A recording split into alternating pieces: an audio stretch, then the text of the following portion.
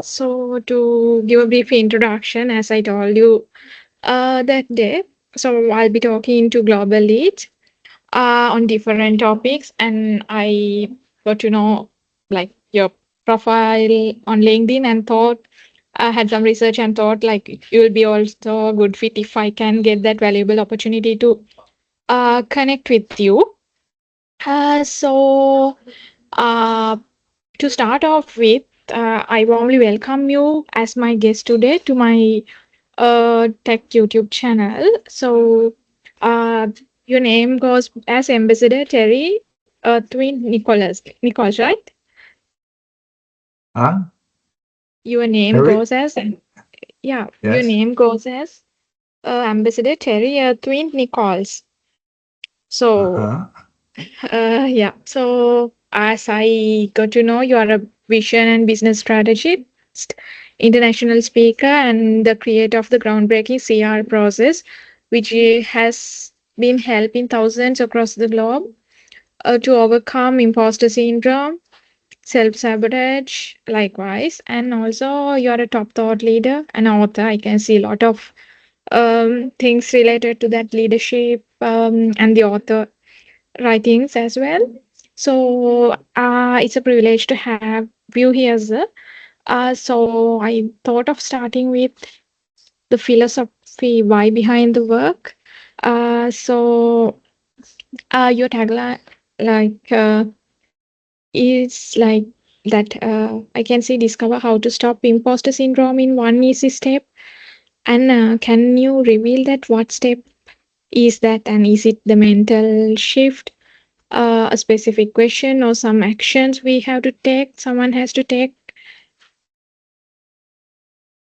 Well, let's start from the beginning. Okay. I am a lifelong self-sabotager, Mm. enjoying extremely fast and high success, then self-sabotaging it and ruining it over and over and over again in my life. However, I've never thought of myself as a loser or a failure or anything. Mm. I just didn't know what was causing it.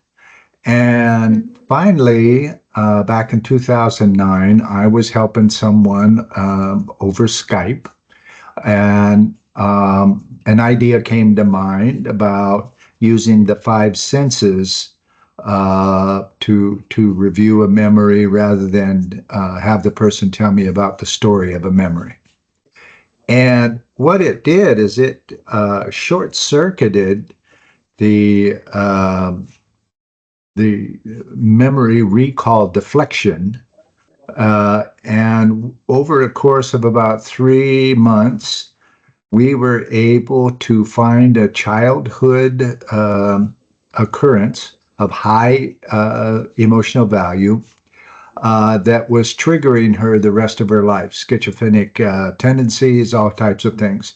And all of this stopped after we were able to do that. And she was able to uh, remember a whole lot of things about her childhood that she had no previous memory about. And so what we figured is we've created a new neural pathway back to the back of the brain, because the baby brain's back here at the top of the neck, at the base of the brain. And that's where the five senses are. So this new neural pathway from conscious back there and then working forward in the brain has been extremely successful. My work with fellow corporate C-suite types, leaders, political leaders around the world, etc. In working with them on self-sabotage and PTSD, post-traumatic stress disorder, or response. I like to call response. It's not really a disorder. Um, I had somebody come to me with imposter syndrome, and I took them through the sequence. It's a question and answer sequence. And when we were done, the same result, success. Their imposter syndrome stopped. And it's been about 8 years now, and she's still doing terrific. No, we're friends. We talk all the time. And I've also been able to do this in up to 7 languages, but I've lost some practitioners over the years who spoke some languages. So basically, Spanish, English, Russian, and Lithuanian is the 4 languages that we're able to do this worldwide. And we have clients in 13 countries, 27 US states, 43 practitioners. So it is done very well, and it's very private. The client, it remains completely out of any type of emotion for this entire thing until the end, when they find out who and what caused the problem. Then they get a little upset at them. But other than that, that's how it works in a very short snippet. Okay. It's fascinating actually when you tell that the people you talk contacted you, and now like 8 years means a big time. So when you see them cured and all, like it should be a big win as well. And this repetitive behavior cellular regression RBCR process is also fascinating. And it wasn't developed in a traditional lab, but through your own life and work, it seems.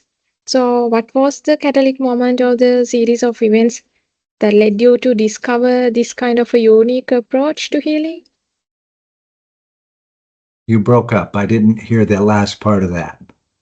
Yeah, what was the catalytic moment or the series of events that led you to discover this unique approach of RBCR process to healing?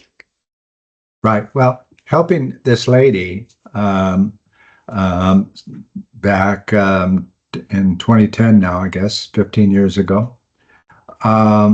The What I know of memory recall, smell is the number one of the 5 senses for memory recall. Somebody smells something, it reminds them of a good memory or a bad memory, doesn't matter. And it's instant. The memory comes up, everything. So I thought that I could use those senses to help a person inventory a memory that has been turned into a photograph. There's no motion in it. If there's no motion in a memory, there's no emotion in the memory. And if there's no emotion, there's no ego asking questions.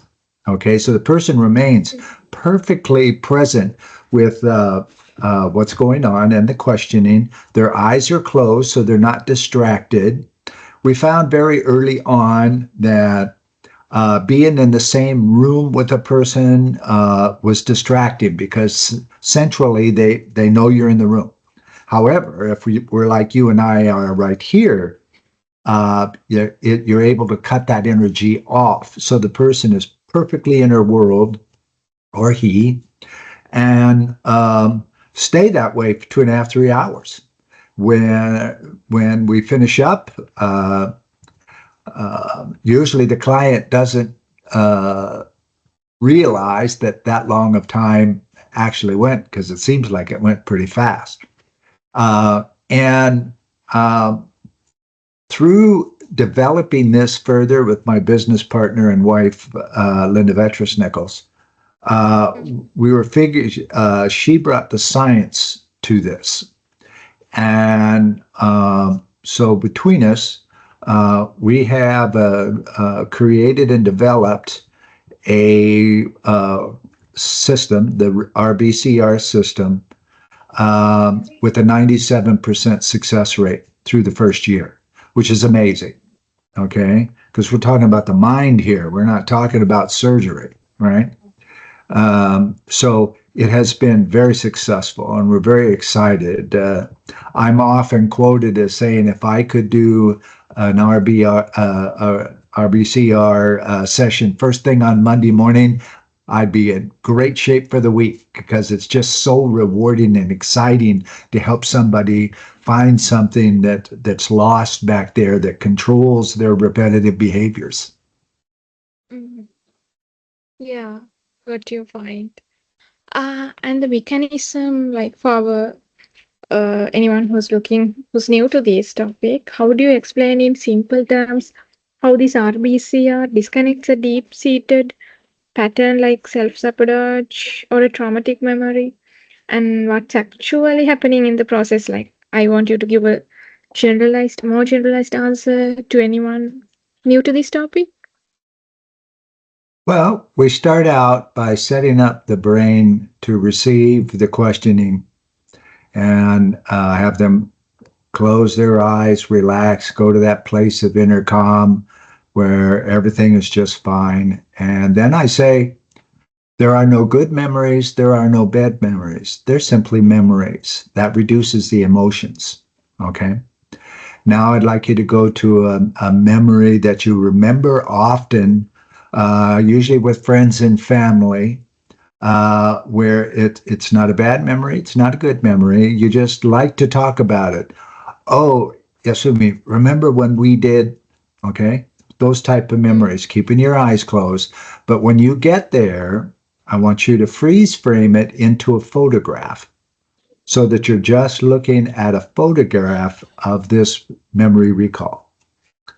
And by circumventing the standard recall of a memory, they remain absolutely out of any emotion and perfectly relaxed so that they can receive these very specifically sequenced questions that I go through. I take myself and my practitioners all over the world, as I mentioned.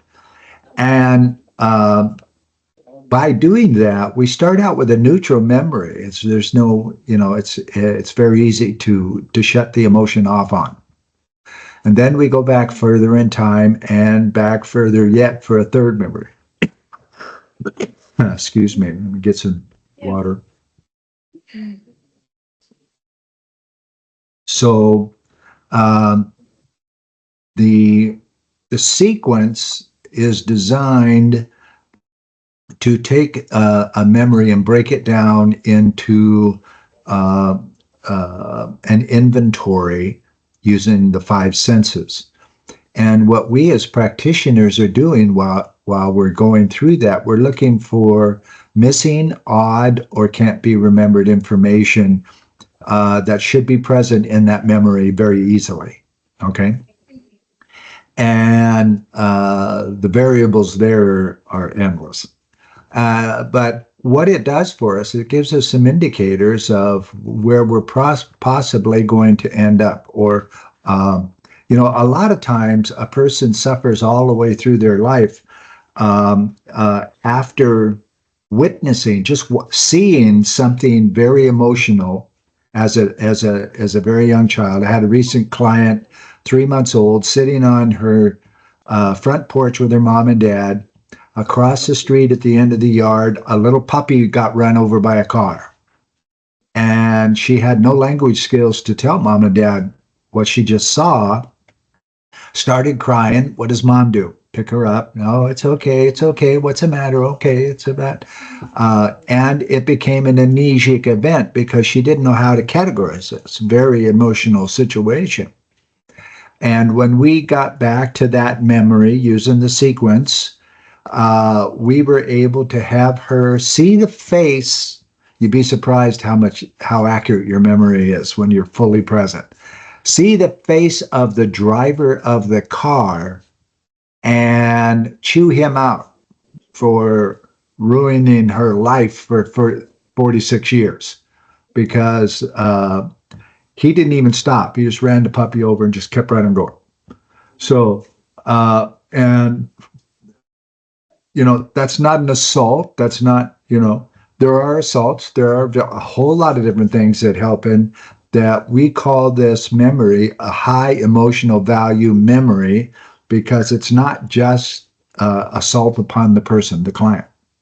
So, however, when, for instance, a young child is sexually molested or anything like that, they subconsciously carry around victim energy. So later on in life, I had one client who was sexually abused at 7 months old by her aunt.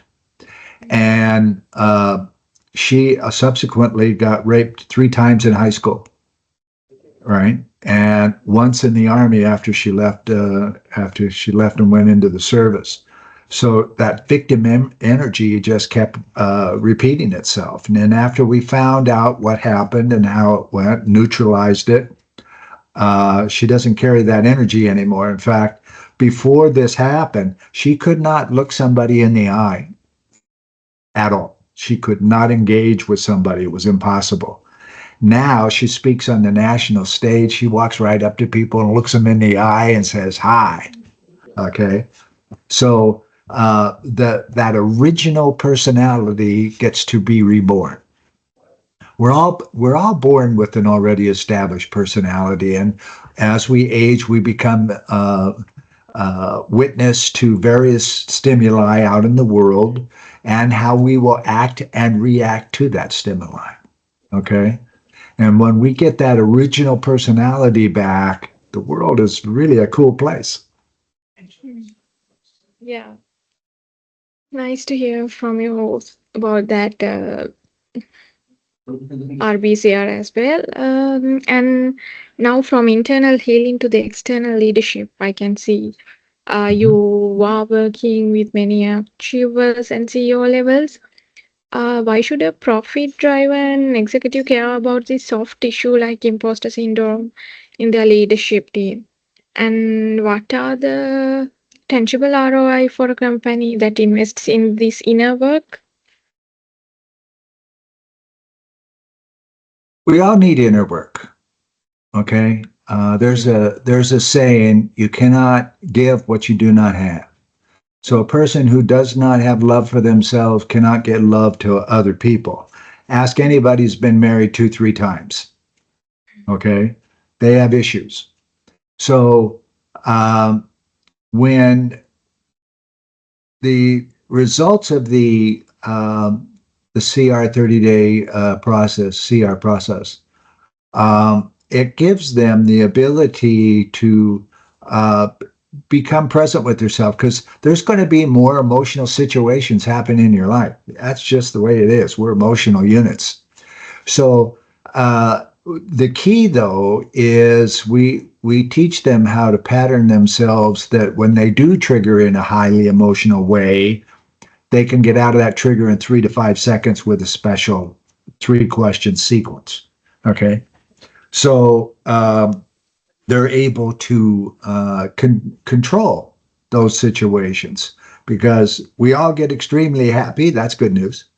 And we remember something that triggers that high fear in our that we used to have to deal with, and now I don't have to deal with that, or the client doesn't have to deal with that. They go through the 3 questions and they're done. You know, the trigger is over. It's quite amazing.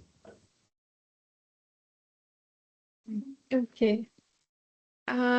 So you have talked, I can see that you have been talking about moving from goal setting to vision strategy. So, what's the fundamental difference in outcome for an individual or a company that makes that shift? Not sure what you said. You broke up. Oh, sorry.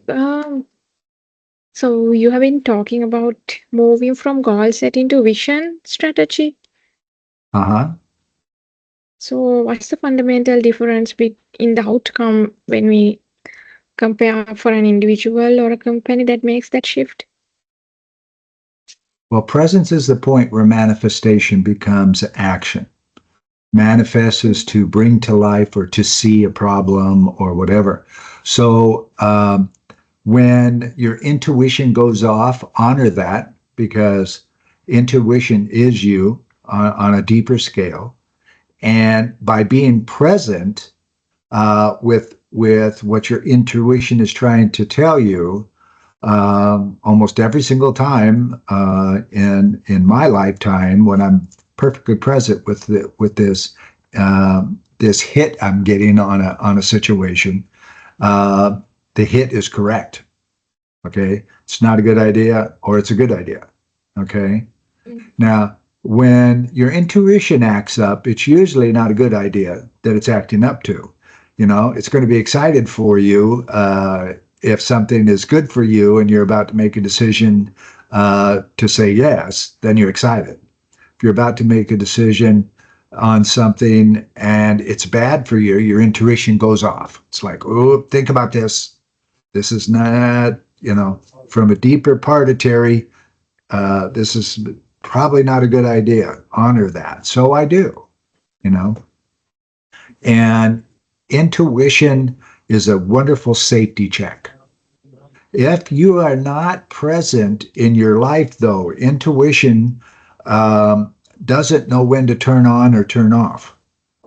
So you end up getting these spikes of questioning on something that probably didn't need to have your intuition go off on. It's just became very sensitive because of your repeat behaviors in your life. Okay, so that's a big part of being present with decisions. Like if I'm about to make a big decision, I'll wait 3 days.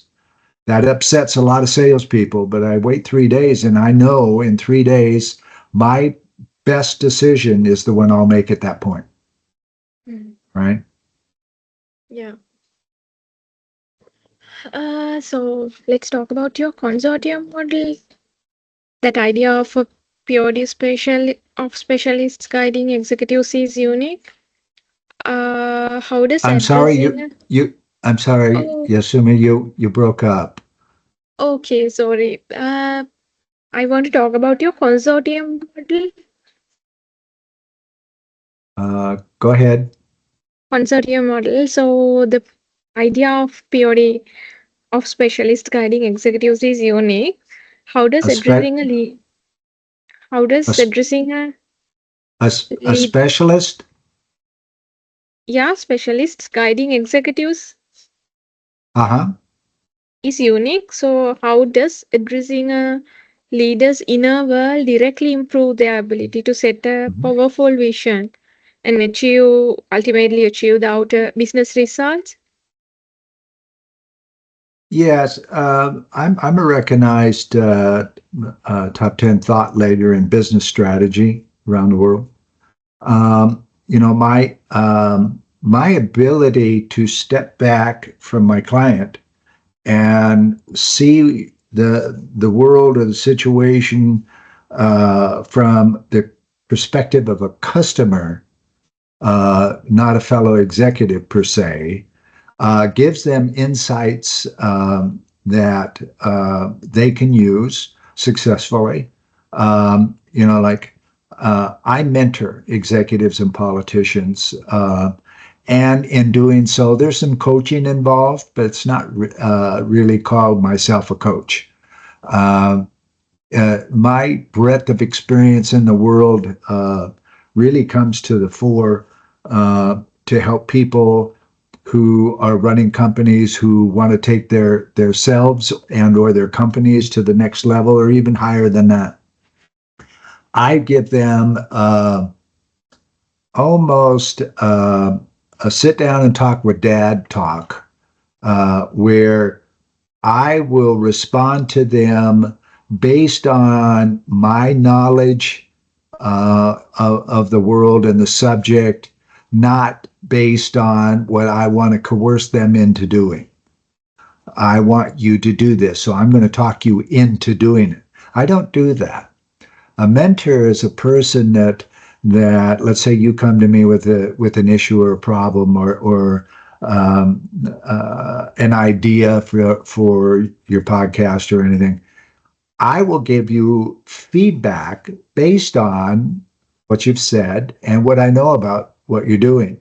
For instance, it's not unusual at all for me to take on a mentee who works in an industry I have no knowledge about. That's exciting for me because I can go research from a customer's perspective and really deep dive into their industry and their company and everything so that when I talk to them about various things, I can give them that perspective rather than, well, I don't know anything about your company, but maybe I ought to do this or maybe I ought to do that. I don't do that. I tell them, okay, it seems like to me, based on what I'm seeing out there, A, B, or C is good ideas of yours. Would I do one over another? Let's talk that through so that you come present with the information and make the decision, not me. Okay. So if it works out, great. If it doesn't work out, that's great too, because you're taking responsibility for your life and your decisions. So that's very important. Yeah. Yeah, as you told, like if you win, it's also teaching us the lessons, and if you fail in one circumstance, that will also teach us to stand up better. So bridging worlds, humanity, I can see services, humanity, service, and legacy. So I can see this. You are a diplomat healer, and you work with the United Refugee Green Council.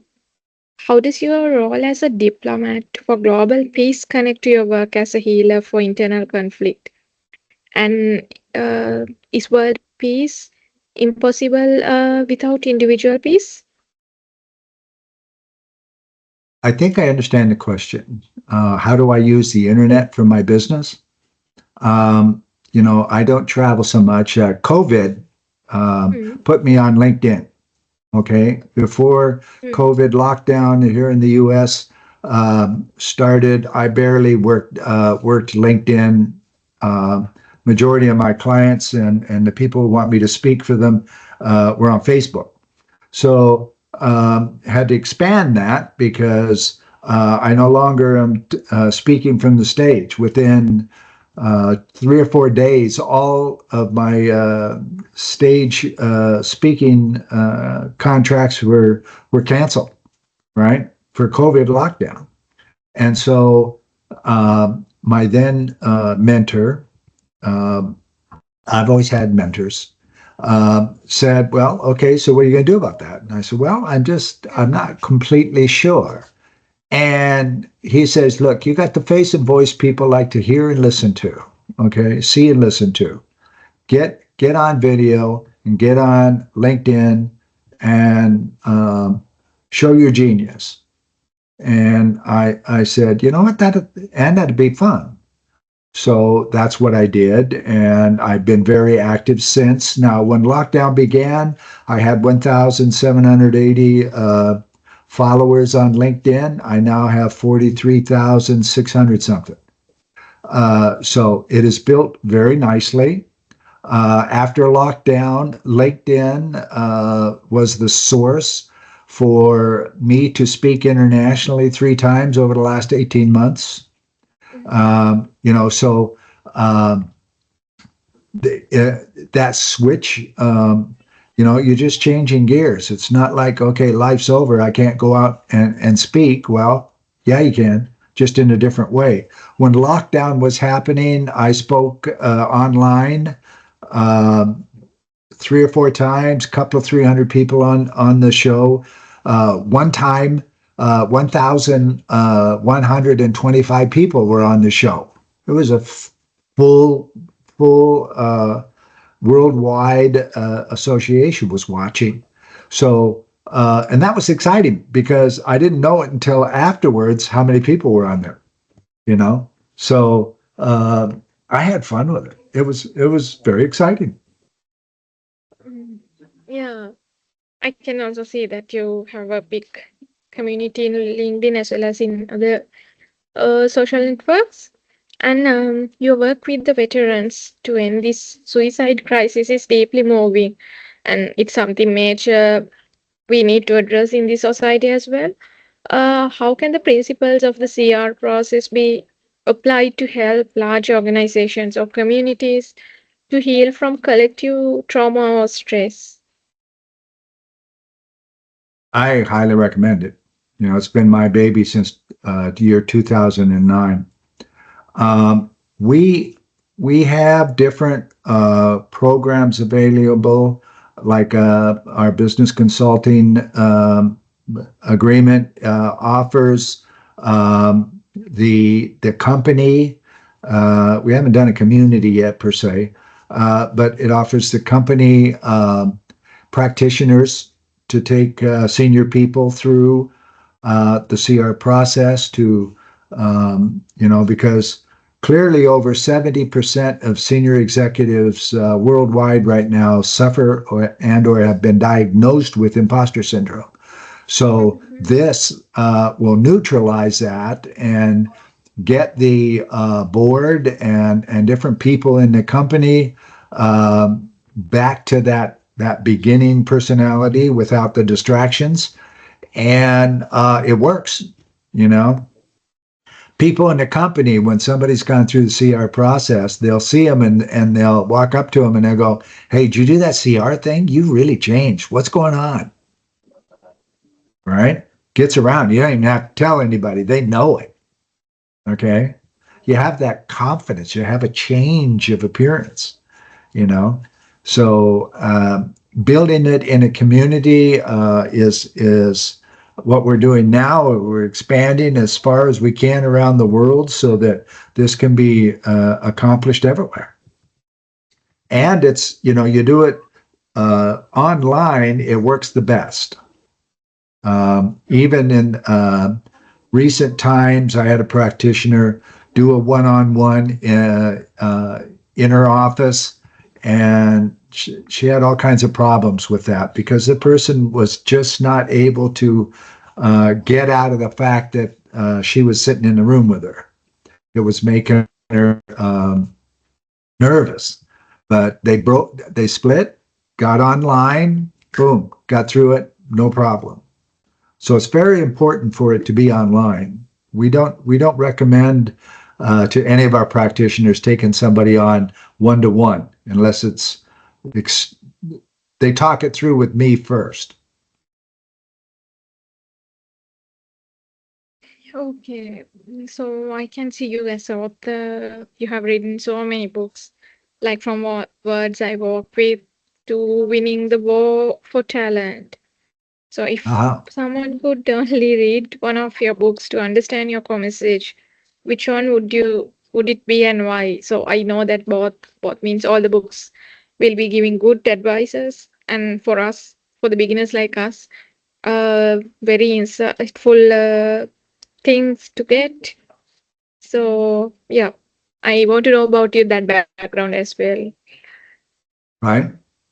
Well, the 21st century book, the collaboration book, is an excellent piece. There's some brilliant minds given their perspectives in that book, and it's selling well. It's been selling for like 4 or 5 years. And I highly recommend it. It's really good reading. I have 10 books now, so my best-selling book is Profiling for Profit, What Crossed Arms Don't Tell You. Teaches people how to read subconscious muscle movement of a person while you're talking to them in real time. What does it mean? Okay. And that it's, I highly recommend people get the Kindle version and put it on their phone for a reference, because it's a short book, and so it's highly recommended. Yeah. Okay. So for the aspiring leaders, entrepreneurs, or like as I told, as beginners like me and my community, anyone feeling held back by self-doubt in our audience, what's the one piece of actionable item or the actionable advice you can leave so that they can start their journey from imposter to empowered today? Interesting question. Through the CR process, when you get your original personality back, you get huge confidence, because there's, when we're born, we're all about love. Everything is about love. And then we're taught through living various filters of fear and other things. And when you go through the CR process, you're able to distinguish what's causing your reaction emotionally at any one given time and do so immediately. Okay. And so, uh, building a community, it is one of my visions to get this out so that Sri Lanka has a couple of dozen CR practitioners or wherever, okay? So that there are a community of helpers all over. And the key online is perfect anywhere, okay? And so um, having community is to support a person is very important, as opposed to trying to do everything by yourself. It's a lonely place to do everything by yourself. I sit here at my desk for 10, 12, 16 hours a day, but I talk to a lot of people. Okay. And so I don't hermit myself or anything like that. That's important to me. Mm, thank you. So, apart from this, like I know that we talked about healing, how your humanity services and legacy things reach the world, and also how you're coaching about the external leadership values you're into the CEOs as well as the companies as well as the core philosophy. So, if anyone wants to learn more about the CR process, your books, or work with you, or what's the best way they can connect, and any advices overall you can give to the audience?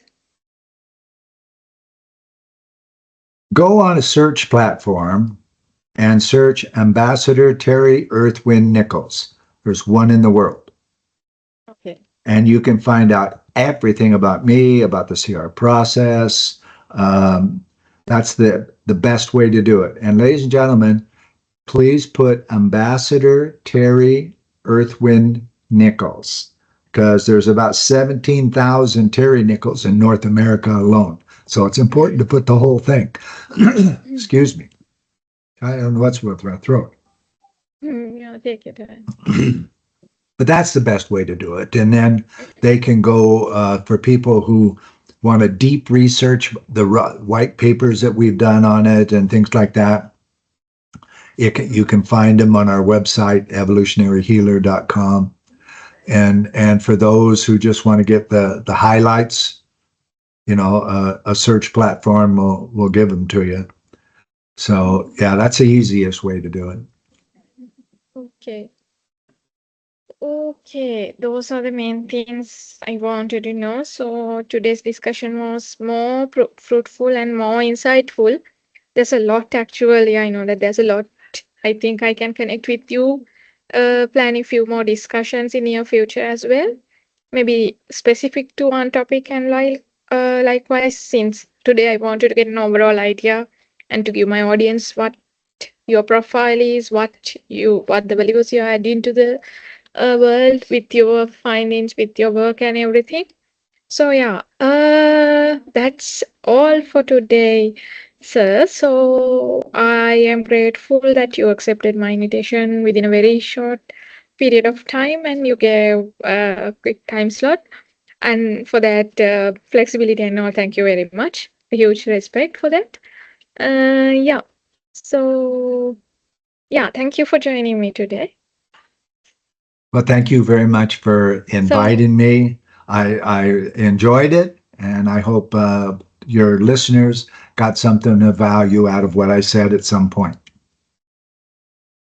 yeah. So I'll stop the recording now. So how's your day today? It's morning, right? Okay. Yeah. So it's your morning. You're starting the day, right?